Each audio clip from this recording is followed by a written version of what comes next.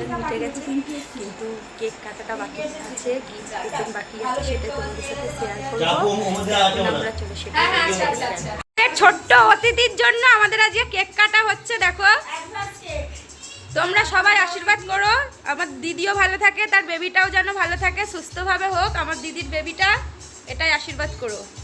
কেকটা খাওয়াও খাওয়াও।